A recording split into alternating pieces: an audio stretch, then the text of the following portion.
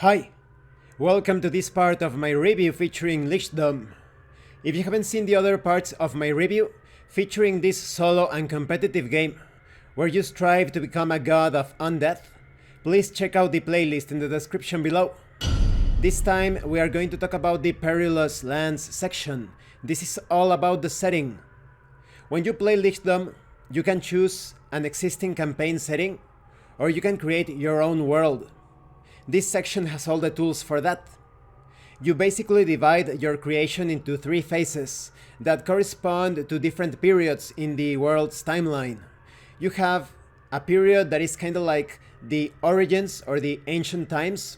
The second period could represent old times or recent times. And then you have the current times as well. You have different tables to determine each of these periods.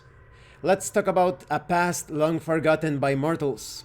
This is the inconceivable distant time when the world originated, when everything that ever was grew out of its cosmic cradle to fight for dominance over chaos. You roll a die to determine this. Maybe this is one of several planes created by the gods of chaos, but they do not watch over their creation with loving eyes.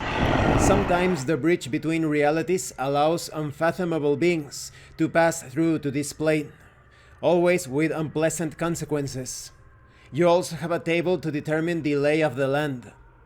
Maybe you enter a malevolent, frozen desert with a burning lake, an ashen sky, and it fits on hope. You can come up with all sorts of crazy combinations that mix and match different climates, areas, features, and such. Then we have the perils of our ancestors. These are the ancient times when the first civilizations emerged. The first codes of law were written, traditions were born, and the first sorcerers discovered secrets that would shatter the cosmos if spoken out loud. Maybe several dynasties of sorcerer kings rule with an iron fist over the lives and deaths of many, using their subjects to pact with demons and call upon greater powers that would ultimately destroy them. You can also determine the cataclysm, what ended this age. Maybe foul sorcery, an angry god, or strange natural phenomena created a new sun in the firmament. A cursed sun shining red with hate on the mortal races of the world, and boiling seas into inhospitable deserts over the centuries. Fresh water is difficult to find in this hellish landscape. Then we have the present struggle for dominance. This is your time. The cultures and religions that dominate the current landscape sprung from the ashes of the old world. Perhaps young rivaling kingdoms are slowly taking over the lands of a dying empire, where sorcerer kings ruled for centuries. The old traditions die and new ones are forged in the fires of war. You can also randomly determine the nature of gods and the arcane. Perhaps a corrupted religion of a single cruel god with no tolerance for older religions exists.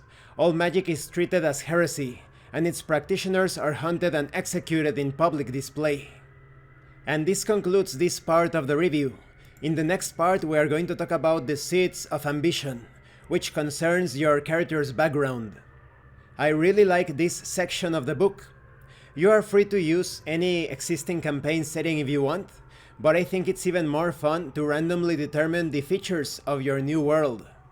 I think that as you generate things during the course of your adventure, or rather your campaign, you can tie things up to this background setting that you created for the world.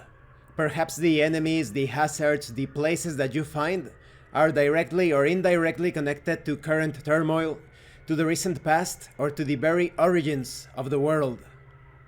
Thank you for watching this part of the review, and thank you for your likes and your comments. If you have any questions or comments, please let me know. And thank you so much to those of you that are going the extra mile to support the channel. If anyone else wishes to further support the channel, the information on how to do that will be in the description below. Once again, thank you, and see you later.